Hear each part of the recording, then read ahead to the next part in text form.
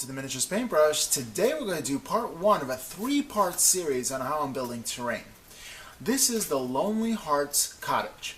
Now I got inspiration of this by watching some battle reports and watching some games of Warhammer Hordes being played. That's War Machine and Hordes, and it's from a game created by the company Privateer Press. And people in the local community love to play this game, and there's so many different things that you can do in the game. I'm starting to really delve into it and start to get used to the rule set on my own. I kind of like to comprehend something from just about every angle I could possibly think of before I jump into it. So today I wanted to I actually want to build a town. So there's going to be a series of different terrains, sets that I'm building, and it's going to be all focused in on the Warhammer Hordes kind of setting, and I do like the setting, and this is the first. So enjoy part one of the Lonely Hearts Cottage. Alrighty, so this is the Proxon wire cutter. I picked this up about the same time that I started this channel. I would think it was a year and a half ago, something like that. And I never used it. I've been itching to use it. I've heard so many good things about it. It seems really professional. I really enjoy the concept of it and how straight the cuts are. So this is the first time actually using it. And I'll tell you, I'm using extruded polystyrene insulation foam. And this is used to insulate buildings. It's construction material. It does really well when it works very well for terrain. So here I am cutting it. You kind of want to try the factory edge. That's the one from the factory, the side where it was cut by the factory, to get a straight line. And look how easily it just glides through the extruded polystyrene sheet to create that straight cut, which is pretty amazing. It's hard to create a cut like this. I can only imagine. I mean, it's doable, but with a snap blade knife. But it's just so much easier with this device. And if you're going to do terrain, a massive amount of terrain, I would say it's a worthy investment. Look how easy. So you set it to the size you want, and then you just cut it through. And this is going to be the starting block for a chimney that I'm creating. So now that it's cut out the exact size that I need, it's time to measure out exactly the measurements that I had on the paper and replicate that on the extruded polystyrene. Now I'm using these rulers and the rulers itself are clear. They're see-through. And I like that personally because I can tell the distance between things. There's no guessing involved. It's all there. And I'm going to use a snap blade to cut through the polystyrene. Now, if you're using a snap blade to cut through polystyrene, you don't do it in one pass. What you get is you start ripping out the polystyrene and it's not a straight cut. You're doing gentle passes through until the whole thing goes to the other end. So it's really important that you do this in several passes so it's nice and smooth.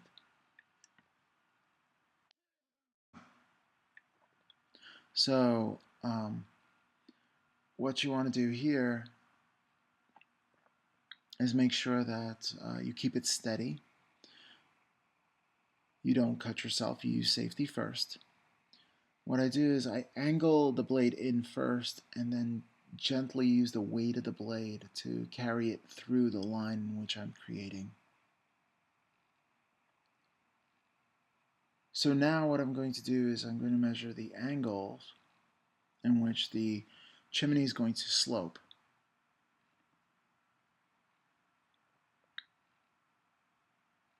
And I want to hit the center of the chimney and go out to the side. Right there I am using a Stadler 1.0 tipped marker. It's pretty precise.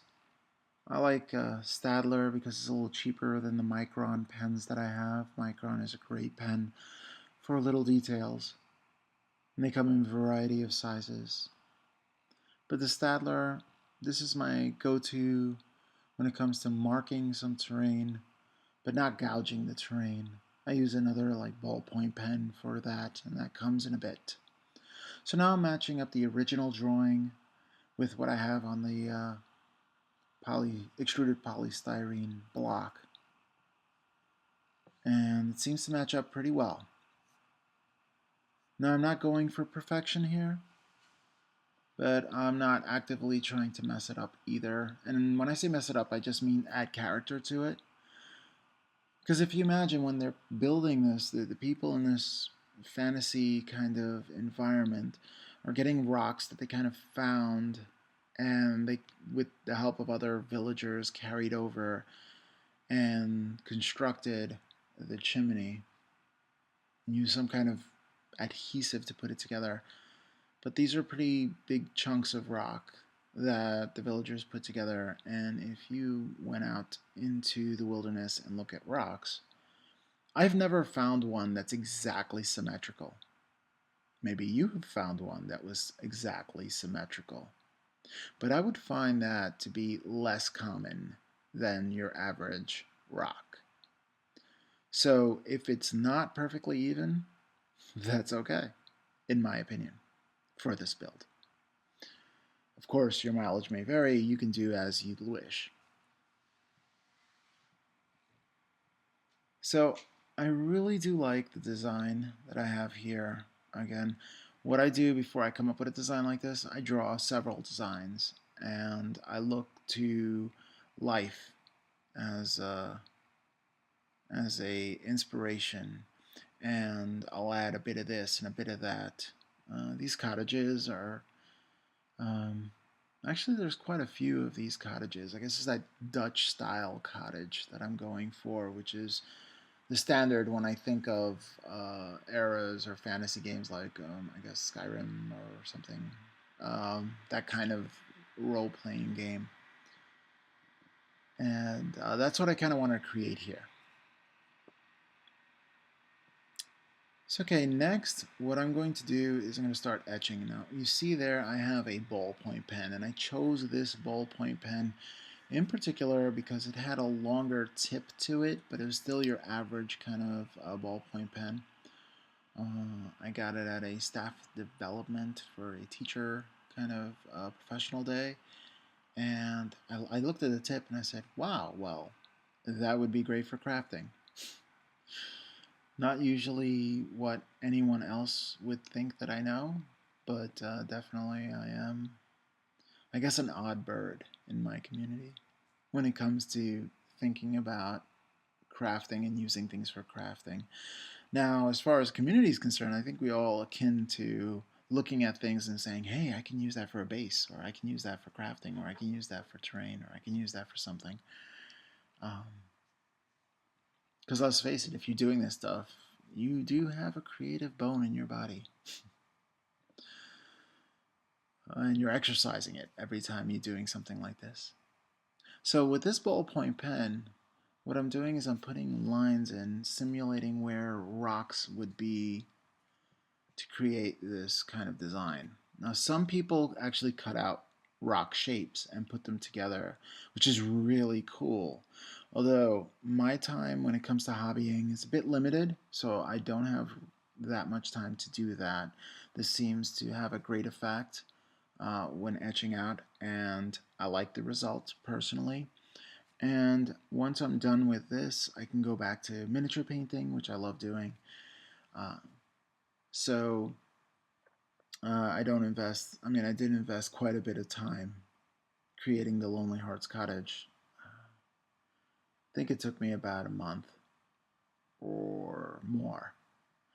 But when I hobby, I'll go down to my studio and I'll hobby for, I'll try to do an hour to 2 hours a night, and then on the weekend, sometimes quite a few hours. I mean, once I finish the responsibility of the house. Guys and girls, finish what you need to do. Responsibility first. Work first, play later. That's my theory in life. That's what got me through college. And good advice there. Take care of your responsibilities. And as I tell my stepson, you work and you get your responsibilities done, and wanting to do it or not wanting to do it is not an option. It's called the responsibilities because you got to get it done whether you kind of want to or you don't want to. And there's a lesson. Take care of your responsibilities because there are those around you that love you, and when you neglect those responsibilities, then you're kind of letting everybody down. So take care of your responsibilities first and then get to use this. And this is what I do for myself personally. I get to use hobby time as a reward for taking care of all my work. So I'll try to get through all my things of the day and mow the lawn and do the shopping and do the cooking when I have to cook. Well, I love to cook actually, because then another outlet for my creative expressions. But take out the trash and whatever it is that I have to do. Um, that's when my that is when my stepson isn't taking out the trash and take care of his chores. Then I take care of it. Um, that is when he's not around. Anywho, let's get back to this chimney. So it's starting to look pretty brick-like, you know. And I do have to say something when you're etching these things out. If you're going to put it close together, you kind of want to put like clusters of things together, or if you're going to space it out, you kind of want to leave it all spaced out so you have that theme. Of course, there's a variation to every rule. You can always have a spaced out one here or there, or a one that's close together here or there, but you kind of want to keep the average kind of size going through, so this way it's thematic and it looks like, okay, they kind of put this piece here, they put this piece there, they kind of went for something here, they went for a design where they're putting equal sizes and maybe just fitting small pieces where there was leftover gaps. So that's what I try to replicate here, and I like the way it's turning out so far. Now, sometimes when you're using these pens, you might, gouge out a little more than anticipated, and that's okay. That adds character to it as well. Now, that's not to say that I will grab it. I'll grab the pen in a closed fist and descend upon it like I'm stabbing it or something like that. No, I'm trying to draw the lines on it. So do take care in doing that. But if a little bit rips, hey, that's not a problem. That's part of the process. So I try to do it lightly and slowly and gently, and then slowly add pressure when I want a deeper cut. And it seems to work out.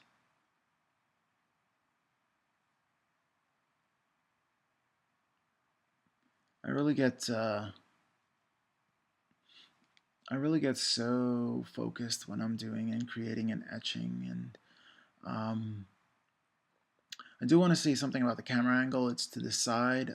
I noticed that with these bigger pieces, having the camera in my face is it's really hard to see what I'm doing.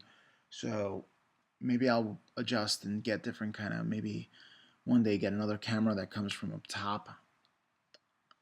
I think maybe I'll play with camera angles with that. Just like my hobbying, videography is a journey as well. So I'm learning things on how to improve the channel and the camera angles and all that other cool stuff all the time, so I can always provide the best content possible. So I'll always try my best, and I just keep trying to improve. So speaking of adding character and ripping pieces, here I am with my needle nose pliers, and I'm plucking different pieces out, and they kind of tell a story. Like each one I can imagine, like, hey, remember that time that we had a nest of wasps, and I took that rock and I just slammed it, or I took a big mallet and I slammed it, and it cracked the rock just a bit and it chipped it, and I killed all the wasps except for one that had us running for the lake. I don't know. There could be a lot of different stories that you can add, and that's the whole point of adding character to these buildings. I do it in the form of needle nose pliers and just go in there and rip little chunks off. Now, when I did the stairway video, I really went deep with the needle nose pliers to really add that decaying part. Now, I didn't want to add decaying rock here, but I did want to add some character, so I didn't go too heavy with it. So if you want to see that other video, it should be up here. And those are stairways and walkways. Really easy way to use ready board or foam board to create stairways. Okay, so now it's time for priming. And I'm using Stynylrez, Res, and that comes from Badger Company. And I'm using a Badger Renegade. And that's the airbrush there. And then I noticed after I primed it that I kind of wanted to do the chimney. I wanted to do a 3D effect.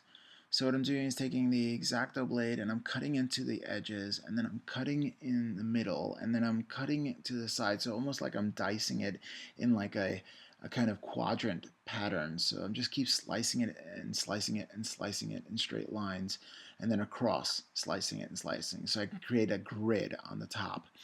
And once I get the grid on the top, I get my needle nose pliers and kind of dig in there and kind of pluck it out, just like I did with pluck foam. In fact, I was playing with pluck foam to get my Troll Bloods army into a case when this methodology came to me. It's like, hey, you know, if I can pluck the foam and it's in like a grid pattern, why don't I create a grid and pluck these pieces out to create a tunnel? Because I had no other way of kind of getting that effect, and it worked really, really well. Again, be careful not to rip it into shreds, but once you do it, I mean, it was relatively easy to do. And next up here, some more primer. I'm trying to get the edges of the backside there. Just getting the edges of the backside, because you never know, you know, what angle you're going to see it. You don't want to see any pink. So I'm not doing the entire thing, but I'm getting the edges.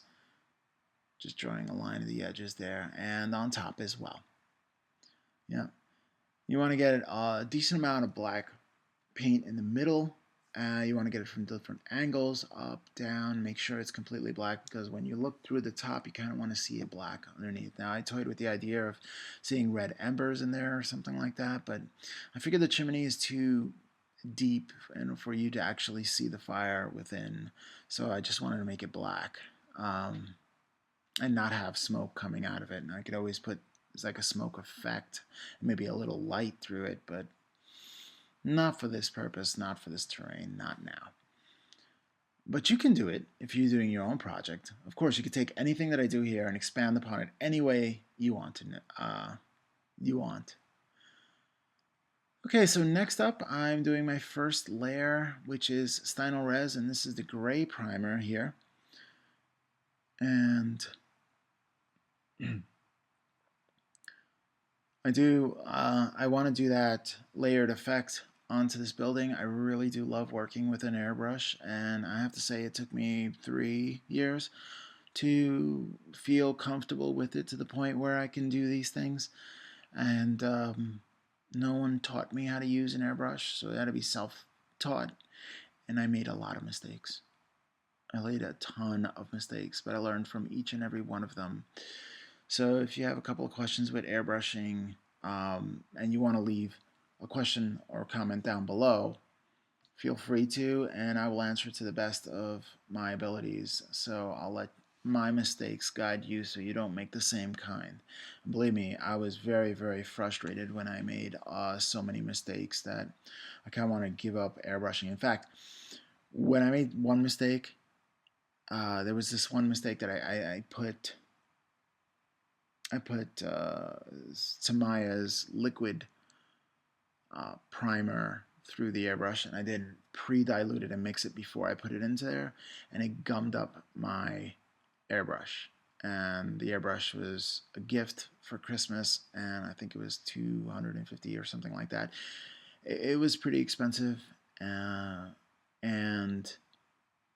I took the airbrush, I set it down, and I did not use it for a year.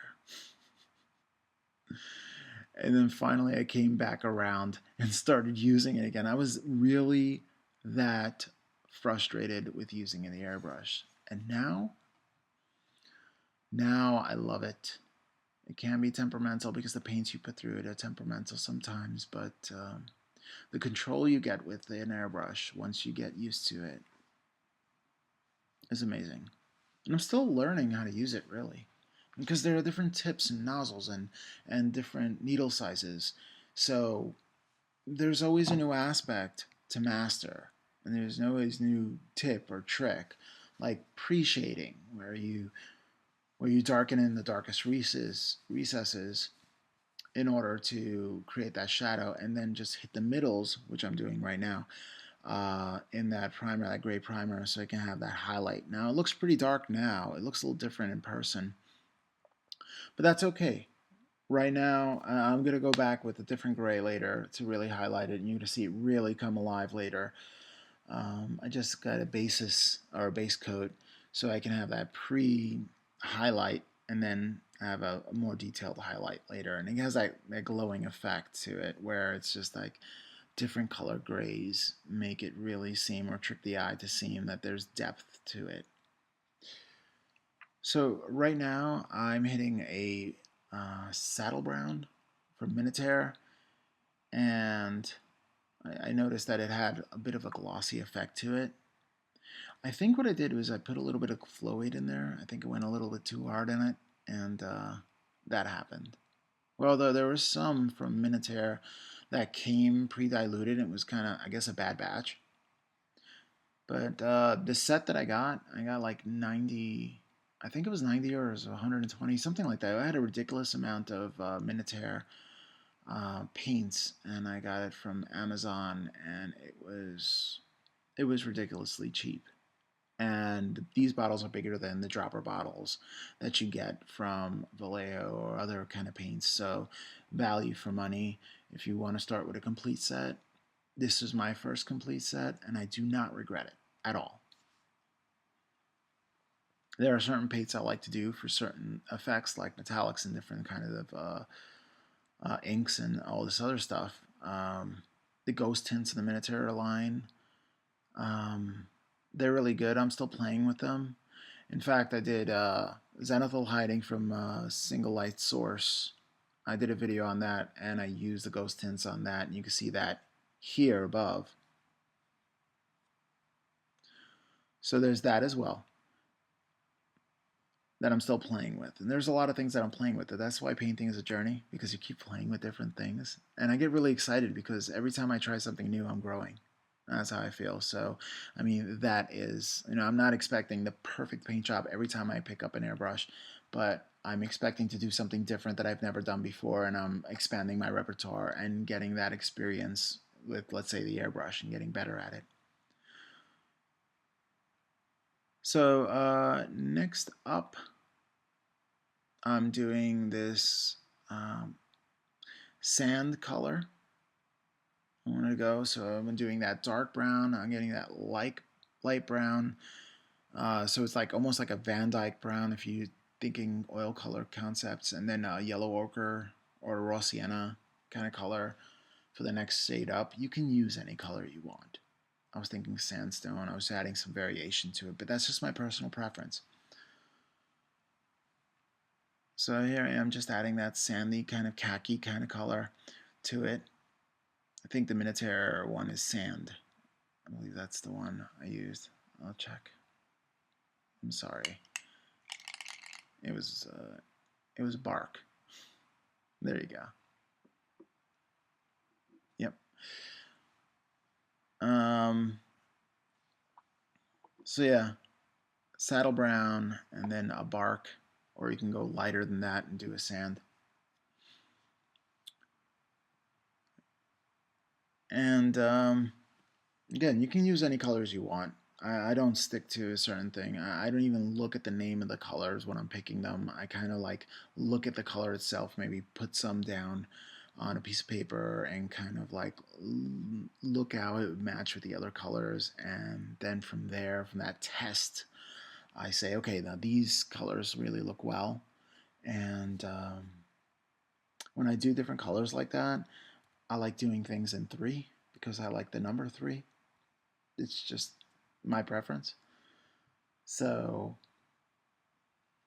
so I do all three different colors or three different variation, or try to hit things in triads or triangles, and I do like that it adds some kind of interest to it. Like my eye, when I'm looking at something, I kind of like look at the focus area and where all my attention is being drawn, and then I kind of look at the edges of it. So it's the focal point, and then maybe the bottom right or the bottom left or the upper right or the upper left. So I have that kind of triangle thing going on. So that's just the way I like to do it. Yeah. So I mean, this is working out really, really well. I like the way the colors are coming up. Again, it looks really, really dark, but you'll see when I start adding the grays to it. I think it was concrete slab that I used for the gray. But right now I'm using a royal red miniature, and I wanted that red stone in there. I think it'd make it pop, but it's like more of a burgundy kind of color. I thought it was a funky color, so I went for it. I was thinking a darker innards. I would have gone the miniature innards, but then I like the royal blood a little better um, for this effect when I put it down on paper and see what it looked like together. So I just picked out a rock or a stone within there, and I just went with it. I kind of kept it in like little clusters of where the stones would be. So if I had the brown, I would look at a stone next to it and kind of hit that one too in the same area. They don't have to be touching. Um, but I think most of them are touching in this area. And keep in mind that if you're going to do a rock on one side and it kind of flips over to like the other side, you kind of want to continue that. You want the entire stone to be painted that color. And when you're painting these, you kind of want to stay away from the recesses as best as you can. You want to kind of hit the middle of the stone itself. And so it could fade into that black, and then the recesses are completely black. So you have that outlining.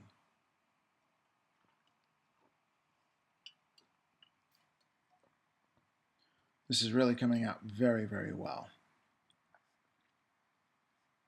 And I really do like the way it's starting to really flesh out.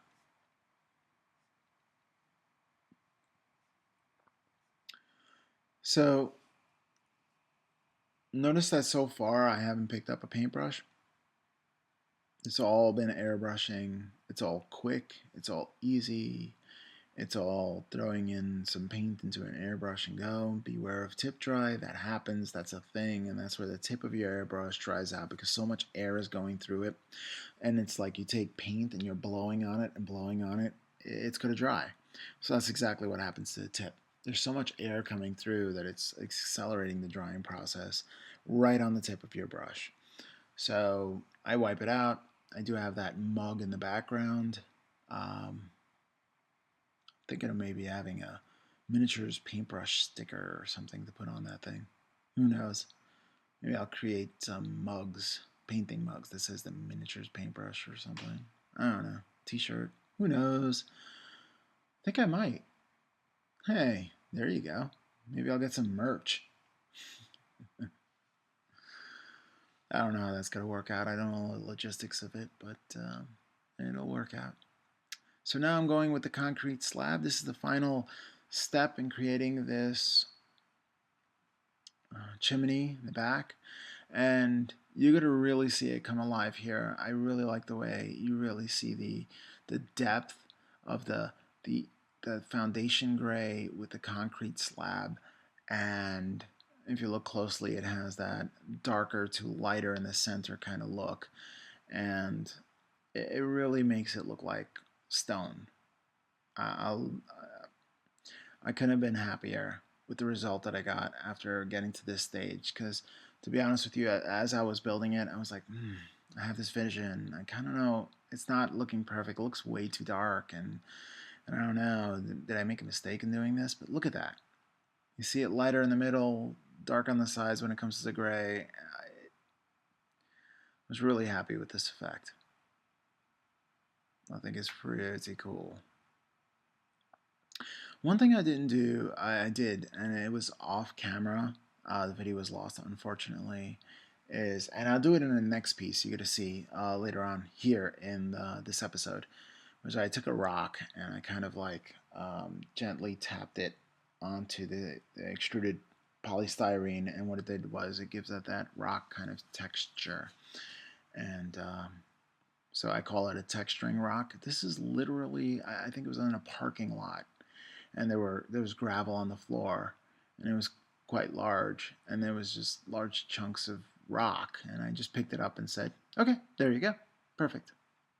Like, such a high-tech device. I'll show you my high-tech devices later on in this show. So yeah, take a look at that. Take a look at the way it's coming out there. Look at all that darker gray to the lighter gray. Man, it's so cool, man. That is so cool. I mean, I'm really happy because, I'm like, oh man, I don't know if this is going to come out well. Even as I am recording and I'm painting and I'm doing this, I have an idea in my head of what I'm going to create, but I really don't know how it's going to come out. So just go for it, right? There's some more advice for you. Take it or leave it. If you have a dream, go for it. You can only regret the stuff you haven't tried. Like, oh man, I should have done that. But even if you failed at trying something when it comes to building terrain and painting and stuff like that, at least you learn something from it, even if you made a mistake. It's like, okay, now I know what not to do. Okay, so next time I'm going to do it this way. And I'm going to try this way. And if you keep on messing up, I'm going to try it this way. Even when my encounter with the airbrushes, where I got so frustrated that I stopped using the airbrush, I didn't stop completely. Eventually, I came back and said, okay, time to put the big boy pants on and try it again and not pout, because I'm not going to get anywhere if I just give up. And, I'm a lot of things, but I haven't been a quitter in my life. Although there are things to quit. I used to be a smoker, so in that case, I am a quitter, and I will never go back. My goodness, my father passed away from emphysema, and I saw him die. Seems really, really morbid, but guys, if you are smoking, that stuff from first-hand experience will kill you. That's why when you paint on these things and you're using some of these chemicals, wear a mask. Do not hurt your lungs. Like, seriously, guys and girls, protect yourself and be safe, because one day I might see you at one of these conventions and we'll like hang out and play games and talk about painting and maybe interview you. Maybe you'll be on this channel. That would be awesome. Yeah, definitely. Absolutely. Well, say, welcome to the Miniatures Paintbrush. Again, I'm dreaming, I know. But it would be really cool, man. Definitely. I say man, but I mean man and women. A unisex man. That would be really cool, man and woman. There. Putting that out there.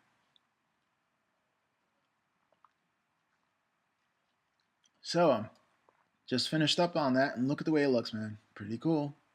We're going to get back to that later. I didn't spend a whole bunch of time showing you the reveal on that because there's so much more to do, and I want to kind of condense it. All right, so here are the measurements for the side walls. Side walls are going to have count them, two windows on either side. Now, the windows themselves, I didn't go for translucent windows because I wasn't going to do an interior with this, but you can. You can do an interior with this if you want to. I did it so it wouldn't have an interior and I wouldn't have to worry about it.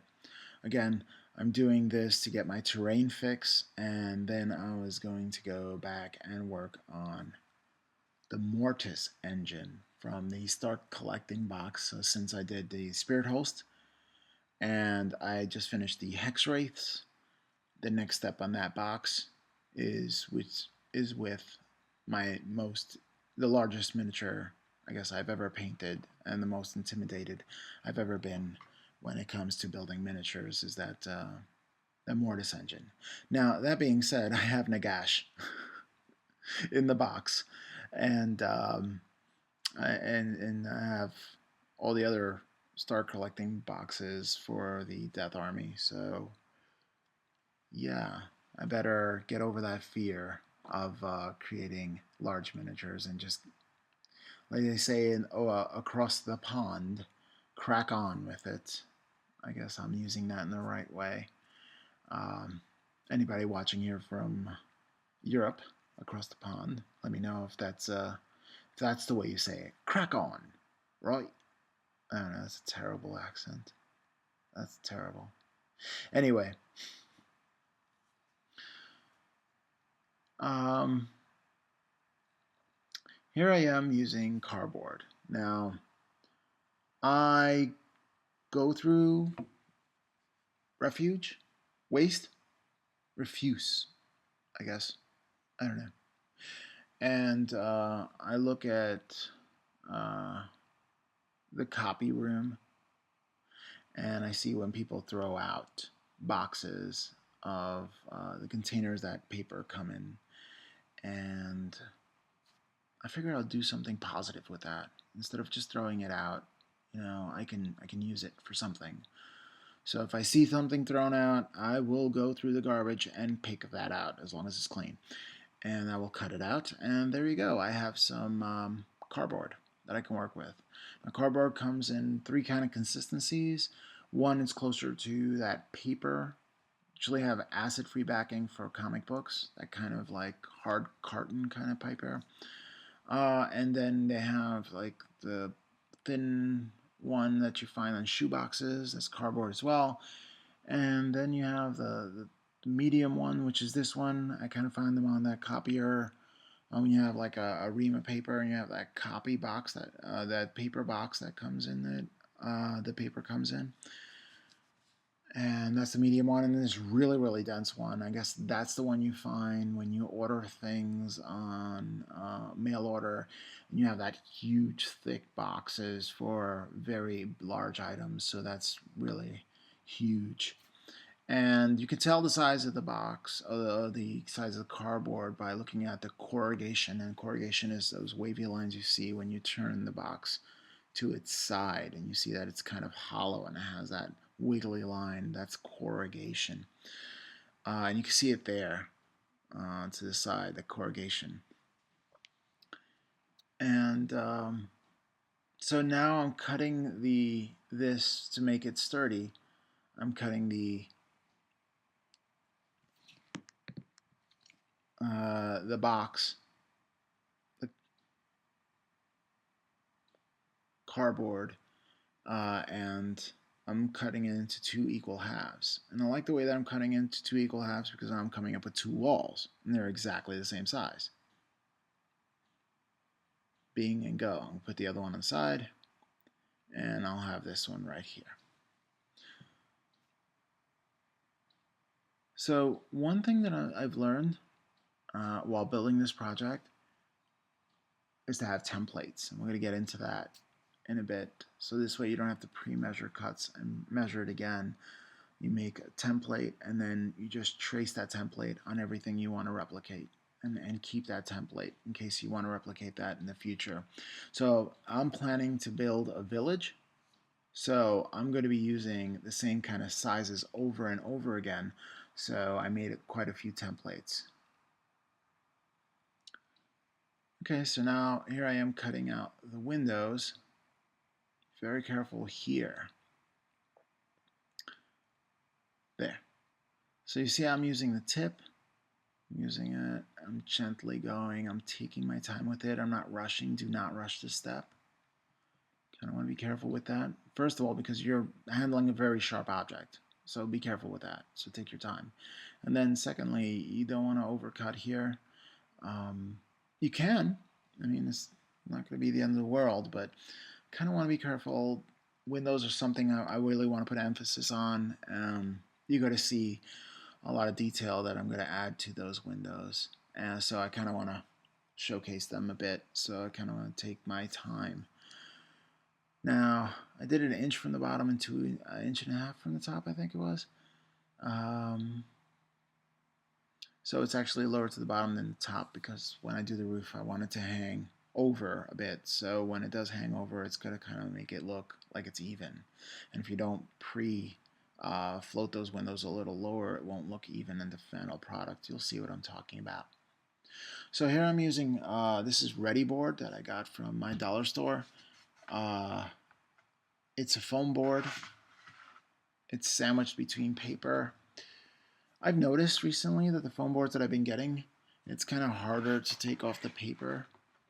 I find the black ones easier to take off than the white ones. Although it shouldn't really make too much of a difference. I've seen people just peel off the white ones without a problem. And sometimes that's the case here. And other times it likes to rip and shred and give me a hard time. But for the price, you get this stuff. It's $1 for a board. And a board will build a house easily. In fact, I didn't even use a complete board to build this house. I took a remaining board that was cut for several projects and I cut into it even some more. And that built this house for the most part. So actively for free cardboard and $1 foam board, some time, some effort, some paint, granted. And I already have an airbrush to make my life easier, but you can use a paintbrush through this.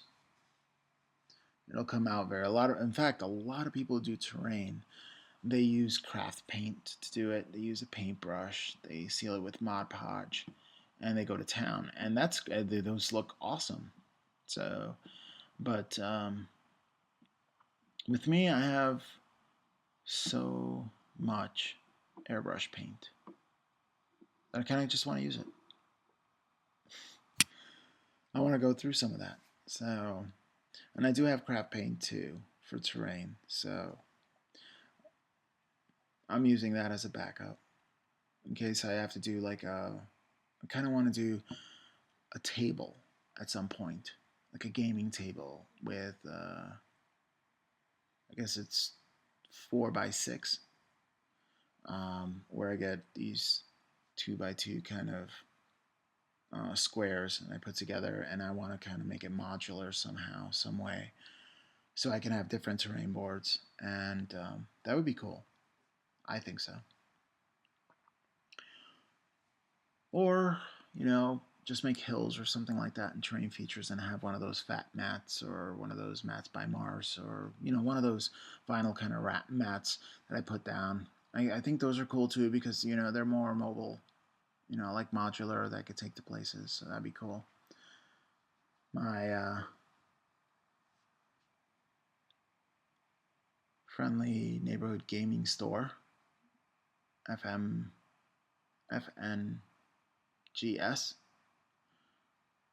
That is not my abbreviation. I'm actually reading a book, which I'm going to review on this channel. It's about gaming. That's amazing. More about that in a bit. So I cut out the windows exactly the same the way I did the cardboard as well. And they're supposed to match up. Now what I want to do is I want to have little squares in the back of the windows, and I'm going to paint them a different color. It's going to be pretty cool. You can paint them anything you want, but let me make these squares. Now the squares you're making are a little bit larger than the other squares, so you have to keep that in mind. So here I am with my glue gun. It's called the Ultimate Glue Gun. I got it from AC Moore with a 55% off coupon and all these discounts, and I picked it up for rather cheap. If you buy it full price, I think it was about 30 bucks, but I think I got it for 12 bucks. No, not even. I think I got it for 11 bucks. It's pretty cool. It's huge. I like huge. I have butterfingers. I need something huge in my hand that I can't drop easily. I like working with glue guns. They dry so quickly. It's amazing. So here I am peeling off the paper from the foam board. And I'm being cautious here, but this one actually came off relatively easy with no tearing, so that was good. Always afraid to tear it because it's really a pain to get it off after it tears. But I don't know why. I think they changed their glue or something when they put this down. It used to be so weak. When you get these foam boards, don't go for the expensive stuff. For the expensive stuff, use better glue for the paper so it can stick together, and it's harder to peel off. So you're actually creating more work if you buy the more expensive stuff. But if you have, a brand that's super easy to get off, that sounded wrong. If you have a brand, a foam board that you use that's easy to peel off the paper, easier than Ready board, comment down below. Let me know about that. I really want to know because I'm willing to pay more than just $1 to get that. But right now, the Ready board that I use, I think it's Dollar Tree that sells it. It suits the purpose very, very well. So now what I'm going to do here is I'm going to etch. You see I'm using that, this time I'm just using straight that ballpoint pen with deep grooves and creating that grid pattern. These 1-inch grids, and what I decide to do is just add some random stones. This is a little more square than the chimney in the back, and the reason why I did this a little more square than that chimney in the back, the way I can imagine is the chimney when it was built was an afterthought, and they kind of like put it there. It's like, oh, we built this house, but yeah, it's cold, so we should put a chimney. So we kind of stack rocks together. Done. We have chimney, but when they were constructing the house, they had a little more thought to it. It's like, well, this has to have a roof, so it has to be somewhat more straight and a little more so the roof can sit on it and it won't be crooked and the water can drain off of it. So there's a lot more engineering involved than I would think the chimney in this case, in this village, for this cottage, in this fantasy scene. There's a lot of ifs there, right? But hey, this is my imagination, so why not, right? Next thing I do is I traced out the edges of the rock, of the stone, with the back of a paintbrush. And the reason why I did that is because it makes it round off the edges so it looks a little more like stone. So I just went through the whole thing like that. And it makes it look a little more realistic, I think. So it's, again, my opinion. If you don't like it, then skip the step for sure. Don't worry about it. If this causes stress, then it's not fun, and then it's not a hobby anymore. This is a stress relief, not a stress causer. So there it is, the stone. Now time for my hard rock session. Oh yeah, texturing stone. Uh-huh.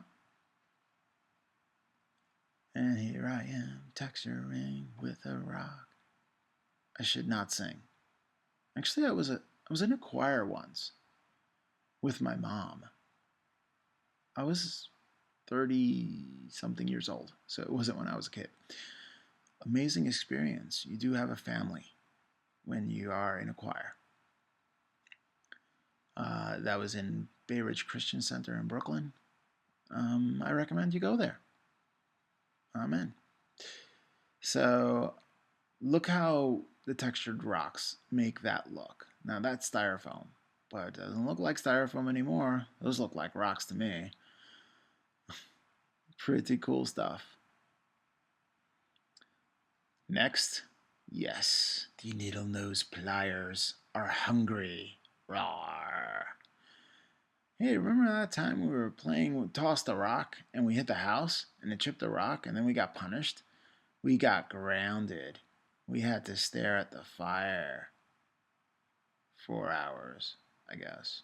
I don't know. What do you do in this imaginary village when you get grounded? I don't know. Go to your room? I can imagine these houses don't have rooms. I would think it's a wide open common room. Everybody kind of sleeps together because you got a heat source, right? You don't want to compartmentalize the heat source. So privacy, bah, who needs that, right? You want to be warm in the winter and not die, right? So I can't imagine doors.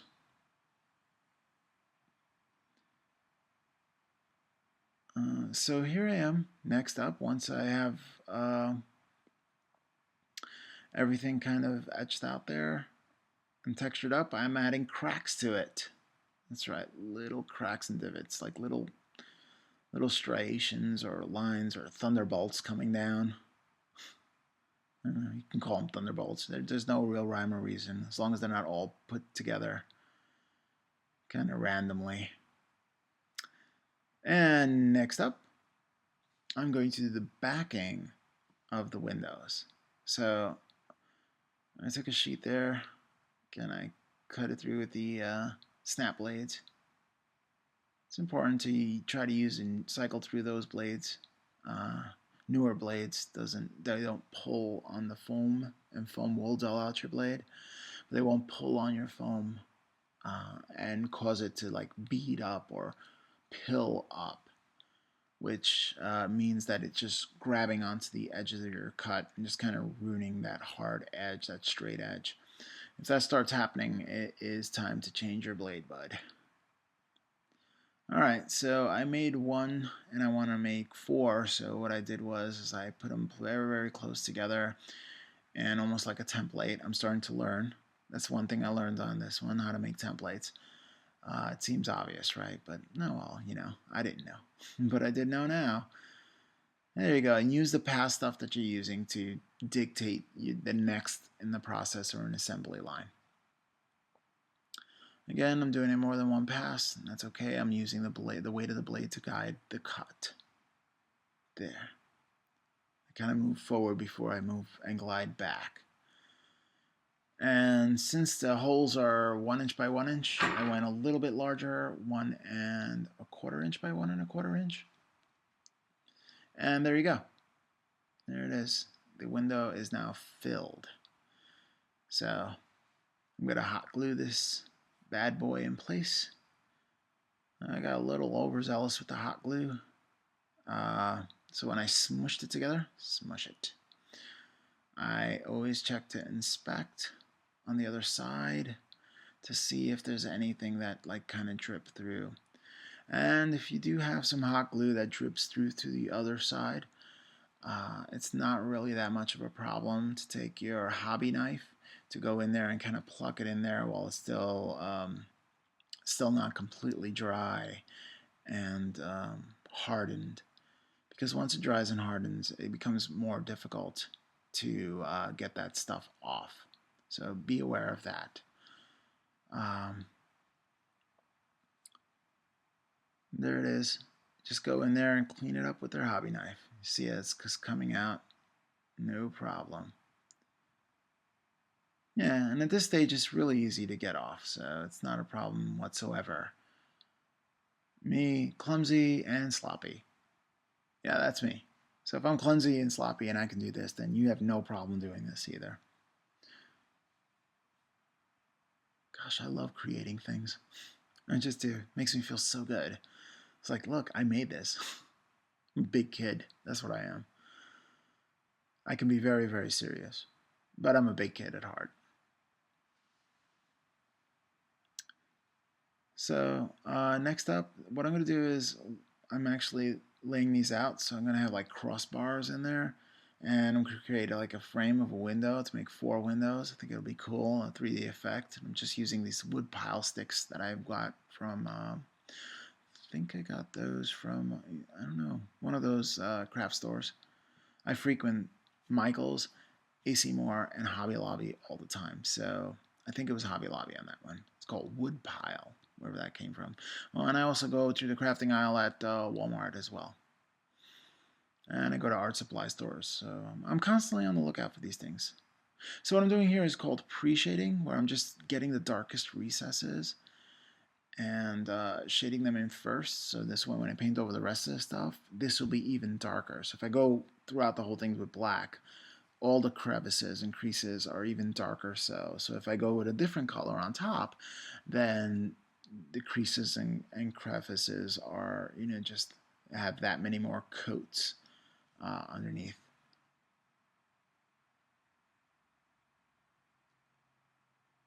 So yeah, and it's called undershading.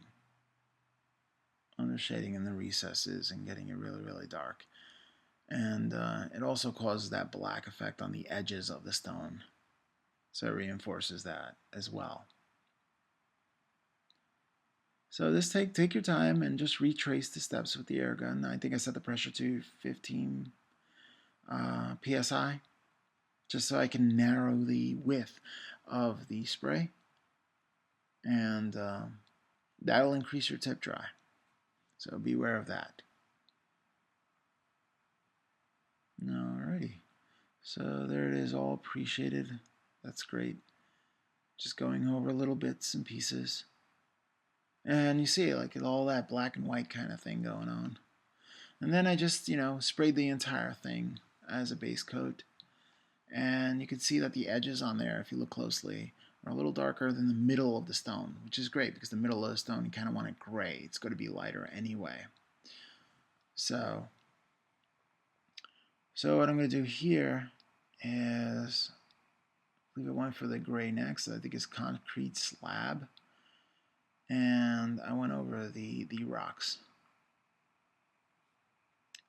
Oh no, it wasn't concrete slab yet. I started off with the primer and then went to the concrete slab. So I went to Stanores, the gray Stanores, and then I went to concrete slab to do the highlights, just like I did on the chimney. So I'm repeating that process. And that's one thing you kind of want to do. Like if you start something on a terrain project, like building like this or anything else that you do a step-by-step process, write that process down and replicate the process. So everything you do has the same kind of theme throughout. So it has that flow, that consistency, that je ne sais quoi, I guess. There's my French. That I don't know what it is, but there's something to that makes it look like, yeah, okay, so this is part of your army, or this is part of the building. Yeah, they're all kind of have that same kind of style. And that style is replicating the process you did from one area to the next. Because if you do use different methodologies, you might have different effects, so it kind of looks mismatched. So you kind of want to have that same kind of process. There's some more advice for you. Now you could take or leave the advice all you want. I'm no pro painter for sure, but I do like the effects that I get. So, and if I get these effects, then so can you. If a sloppy person like me, or a dropsy person like me, if that's a word, I don't know, clumsy, can do it, then so can you. Here is where that rock texturing really shines. If you look at the shadows there, it kind of look like rock now, and kind of did all the primer. And I really like the effect of that. Look at that. That's pretty cool. That's really, really, really cool. Again, getting all the tips, really lightening up, reinforcing the center of those bricks and bringing up the tone. I think I increased the pressure just a little bit more to about 20 psi now, just so I can cover a little more of the area and not be so narrow with the bandwidth. And I usually hit that. I usually have the PSI to anywhere from 15 to as much as 30, depending on how I want, how much air I want to come out and how much paint I want to come out. Well, the paint is actually with the trigger, and then the air and how much pressure I want to hit this with. Now, if you go higher, the actual force, clears out the airbrush to the point where dry brush kind of gets splattered out. Be careful with that if you set it too high, because then that splattering out will wind up on whatever it is that you're painting. That's not a good idea unless you want that texture. So be aware of that. But look how light that is. So first going over with the Sinol-Res and then hitting with the concrete slab, getting that light texture there. And, excuse me. And yeah, it really comes out well. And again, I want to replicate that with the other wall and then do the exact same process. So we're in this video for about an hour now, so we're getting a little closer to the end of the video, for part one anyway. Part two, we're going to do the front and the back of the house. We have the roof to do, which is an undertaking. You have to do crossbars and members, and I'll show you how I create wood effects. We're going to do the outline of the windows. It's going to be, there's a lot of steps to this, but it was really, like, the more I did, the cooler it looked. So it was like I was driven. I was like, oh man, I can't wait to work on the house again. Yeah, I want to work on this Lonely Hearts Cottage. Yeah, definitely. And, you know, I went crazy with it. It was awesome. The entire process was awesome and super satisfying. And if you're building one of these, man, show me what you've done. Put a link in the comments of what you've done. I want to check it out. And if not, if you're just, you know, hobbying and having me in the background, that's cool too. We're hobbying together and we're creating stuff together, so that's pretty cool. All right, well, let's wrap that up.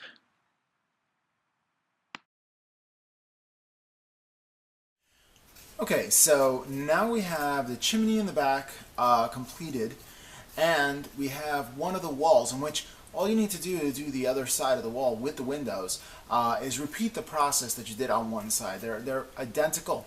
Now, some people get precise with the measurements. I try to be really careful, but I don't beat myself up if it's not perfect. Some people want to get it perfect, but the way I envisioned this cottage, the builders weren't perfect when they built it. So there are some abnormalities in which add character to the building, and I do like that.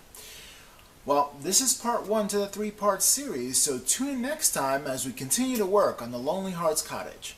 I'll catch you next time on the Miniatures Paintbrush.